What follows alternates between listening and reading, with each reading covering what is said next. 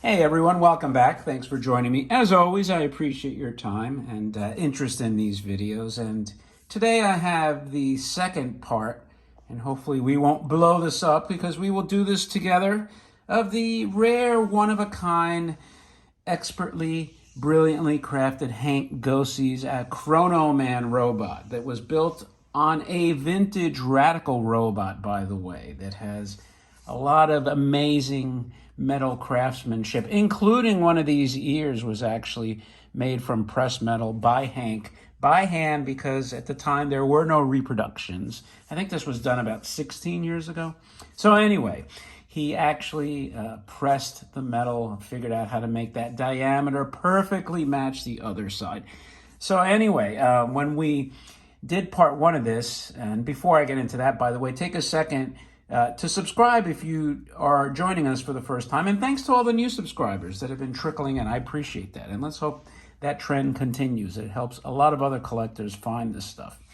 And that's always a plus for the hobby. So anyway, when we got this robot, or when I got this robot, and I shared the experience with all of us, the robot is from Europe, and so therefore it's a 220 volt robot. So I needed to figure out a way and to get this to work. And John at the Robot Hut suggested a step down transformer, which I have ordered, and we'll get into that too. Now, I don't know what you want to call it, the converter, the power source, the circuitry even, that Henk created came in this huge metal box, which I actually just unwrapped because something was rattling in here. And you could see this is, I don't know if I can get a clear picture of that. This is what Henk actually created. It's a little dark. Unfortunately, if I had an exterior light, I could light it up. And I wanted to make sure there was nothing really broken. Now, this wire is not connected here.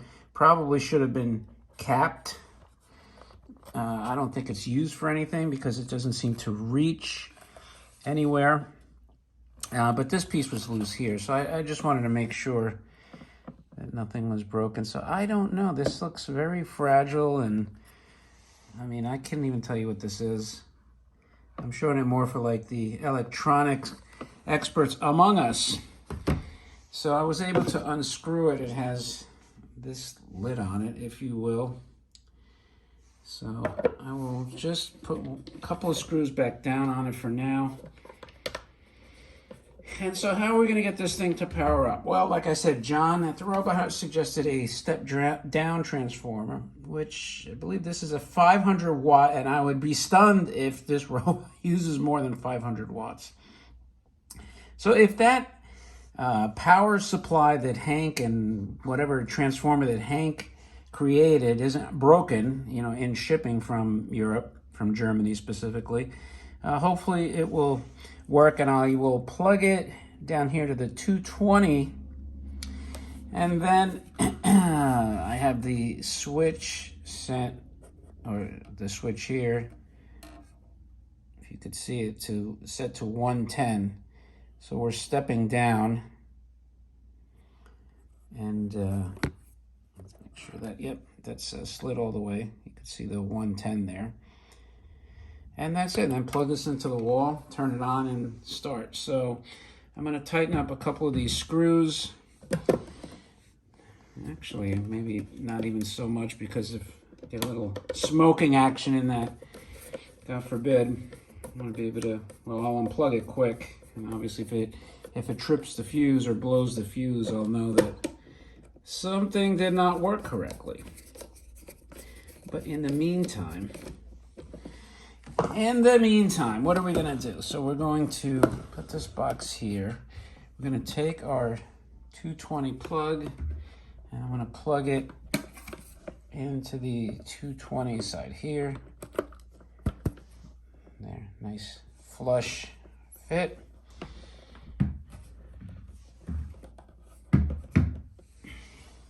It's interesting that the way this collar comes down in the cable, it's actually lifting up this transformer, but that's okay. I'll see if I can put it on camera there. little bit. So now what we're gonna do is, actually, let's get, okay, so I got the cord. And this is a lot of stuff. A lot of stuff to get this robot possibly working. Let's get that out of the way here. And we're gonna keep our fingers crossed. I have it on off.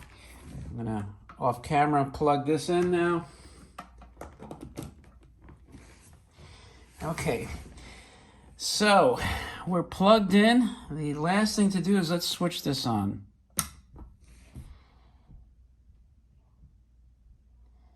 Okay, so that's on and we have nothing. So let's go to the back here. Start with these toggles.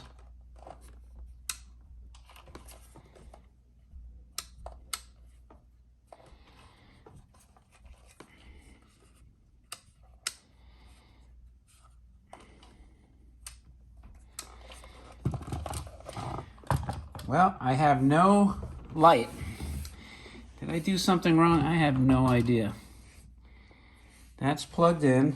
It's powered on. It's plugged in. The box is there. I'm messing with the toggles here. I really don't know on and off. Now, the seller told me that these were Russian tubes. They're very large. So part 2 is a bust. We didn't have anything blow up, but we did not have any power to these Nixie tubes. So I will have to go back and kind of investigate this, and I'll let the Robot Hut chime in. He might have some kind of solution. But if I were to figure something out in the meantime, maybe I'll come back. But at any rate, I will come back at some point with a part 3. But let's keep our fingers crossed that this isn't a major problem. I'm thinking if it's anything, it's related to that. But we will see with further research, and we'll have to do a part 3. And let's all keep our fingers crossed. We want to get this thing lit up because it is very cool. Anyway, thanks for joining me. And I feel like Geraldo when he opened the Al Capone safe, and there was nothing but like a Twinkie wrapper in there. Anyway, we will solve this though, and in the meantime, take it easy. Thanks again, and I will talk to you later.